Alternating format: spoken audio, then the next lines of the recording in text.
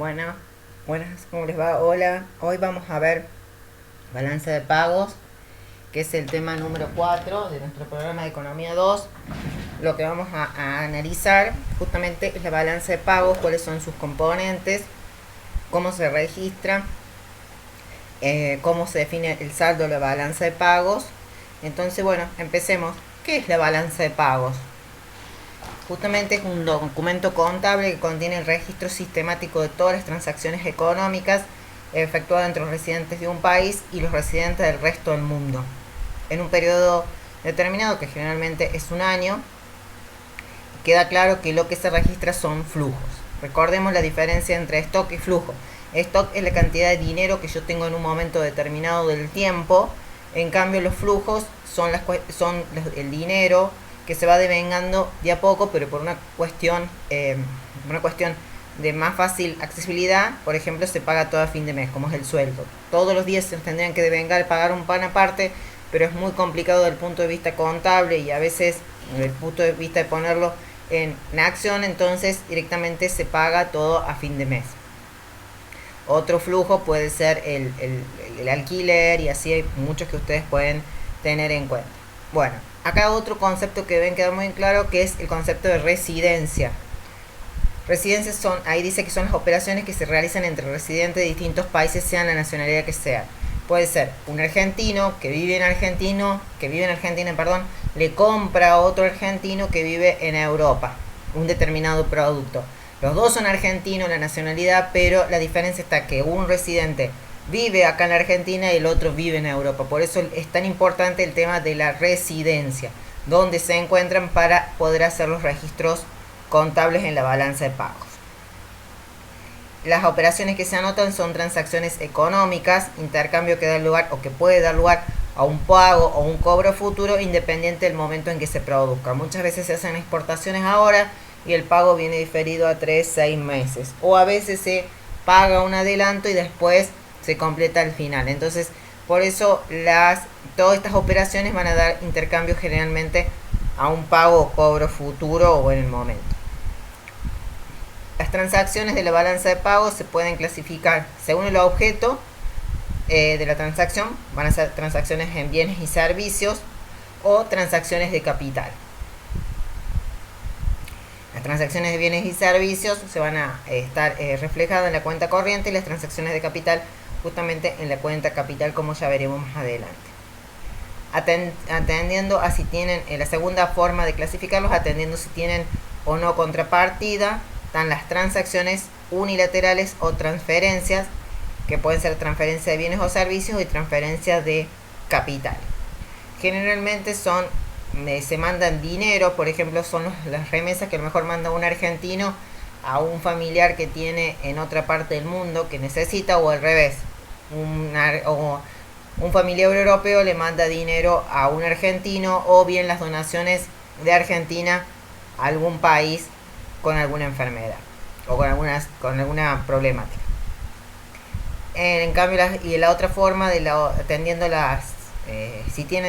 atendiendo o no si tienen contrapartida, pueden ser transacciones bilaterales, es decir, pueden ser transacciones de bienes y servicios por otros bienes o servicios, o transacciones de bienes y servicios por capital, o transacciones de capital por capital. Eso va a quedar asentado en las distintas balanzas, y obviamente es cuando yo compro un bien, que me dan a su vez otro bien, o me dan dinero, o me dan yo les mando bienes y me dan cuotas, acciones, bonos, títulos públicos, de sería capital. Bueno, ya lo vamos a ir viendo con más detalle en cada una de las subcuentas o de las subbalanzas que conforman el balance de pagos.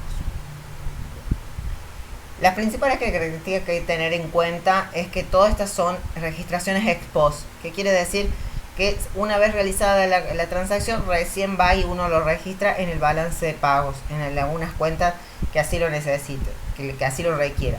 Por ejemplo, yo realizo una exportación, no pongo lo que a mí lo que yo desearía exportar, o lo que me hubiera gustado exportar, sino lo que realmente exporté a Brasil, supongamos. Entonces, ¿cuánto realmente se exportó a Brasil? Porque en medio puede haber pérdidas, puede haber alguna cuestión que no llegue a exportar todo lo que hubiera deseado.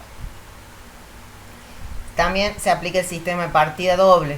Bueno, ustedes lo conocen por contabilidad y que implica que todo ingreso debe tener una partida en el debe y otra en el haber. Es por eso que siempre el saldo de la balanza de pagos va a ser nula. La suma del debe va a ser igual a la suma de haber. Esto no implica que cada balanza que forma la balanza de pagos sea nulo, sino que en conjunto todo el balance de pagos va a ser nulo. Puede haber desequilibrio económico y para eso es necesario analizar cada balanza en cuestión. Por eso vamos a hacer una diferencia entre el análisis contable y el análisis económico. Para lograr el equilibrio debido a la infinidad de operaciones que hay, se crea la cuenta errores y omisiones. No necesariamente a veces da igual el debe y haber por la infinidad de operaciones que se realizan en distintos momentos del tiempo. Entonces se crea esta subcuenta, esta cuenta que se llama errores y omisiones, para que el balance de cero. Casi siempre no es un monto grande, entonces porque a veces se omite o se olvida o hay un error en donde se ponen las partidas y es por eso que se llama errores y omisiones. Se creó esta cuenta para saldar esas diferencias. Bueno, esta es la estructura simplificada de la balanza de pagos, donde ahí tienen la cuenta corriente que está conformada por mercancías, servicios, todo lo que son rentas y transferencias corrientes. Bueno, vamos a tener un saldo de cuenta corriente, después vamos a tener la cuenta capital, que van a ser los ingresos y los pagos de capital, y la cuenta financiera, que son las inversiones directas en cartera u otras inversiones, y la variación de reservas, que ya vamos a ver que es muy importante. Bueno, la tenemos el saldo de cuenta financiera y ahí está la cuenta que deseamos de errores o omisiones. Bueno, vamos a ir viendo por parte. La primera que vamos a ver es la balanza de cuenta corriente, que va a registrar todas las variaciones netas de divisas derivadas de las transacciones internacionales de bienes, servicios, renta de factores y transferencias. Esta balanza está compuesta por la balanza comercial, la balanza de servicios reales, rentas y transferencias corrientes. Son todas las subcuentas de esta cuenta que se llama balanza de cuenta corriente. ¿Qué tiene la balanza comercial? La balanza comercial recoge las importaciones y exportaciones de mercancías, o sea, los bienes únicamente. Existe una balanza comercial cuando hay superávit. Esto quiere decir que las exportaciones son mayores a las importaciones, es decir, nosotros le estamos vendiendo más al resto del mundo lo que el resto del mundo nos vende a nosotros. A la inversa, va a haber un déficit comercial cuando las exportaciones sean menores a las importaciones, es decir, el resto del mundo me vende más de lo que yo le estoy vendiendo. Bueno, ¿cuáles son los componentes del balance comercial? ¿Cuáles son los bienes que van a integrar la balanza comercial? Todas las mercancías en general, todos los bienes en general, los bienes que sean necesarios para su posterior transformación, reparación de bienes, bienes adquiridos en el puerto, o sea, combustible, suministros, y oro no monetario, que es el que se usa para la industria. La otra subcuenta es la balanza de servicios, que esta balanza de servicios registra todas las transacciones de servicios entre países: transporte, servicios financieros, viaje al extranjero, etc.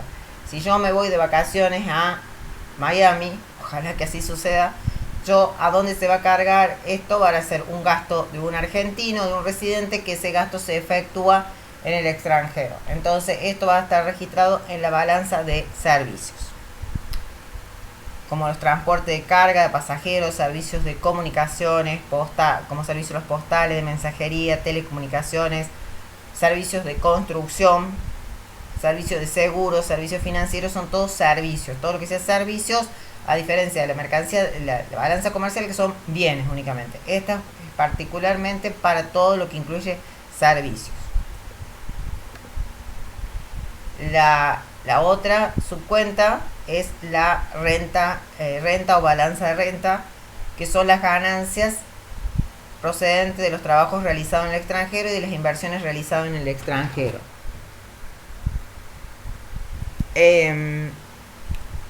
A través de los intereses y dividendos que pueden ganar. Las rentas pueden proceder de inversiones directas como inversiones en cartera y otras inversiones que son los préstamos. Yo invierto en una empresa X en el exterior, bueno, eso me va a devengar un interés o dividendo que me lo van a remitir, va a entrar justamente sobre esta balanza de rentas. O el país puede tomar préstamos también y va a entrar por esta balanza de rentas. Los componentes, la remuneración de empleados. Si yo realizo alguna actividad en el exterior, doy alguna asesoría a alguna empresa en el exterior, mis honorarios van a entrar por esta balanza de rentas también. Las rentas de inversión, como dijimos, intereses y dividendos. De la inversión en el extranjero, la tenencia de activos financieros de residentes frente al exterior. Como decíamos bien, si tengo acciones o títulos o de alguna forma algún activo, alguna empresa exterior, me van a remunerar y va a entrar por esta subbalanza. De la inversión extranjera en el país son los tenencias de pasivos frente a no residentes. Todos los extranjeros que también tienen activos acá en Argentina, cuando tenemos que remitir, sale dinero para remitirle sus intereses y dividendos. Las transferencias corrientes son pagos que se efectúan sin recibir a cambio bienes o servicios.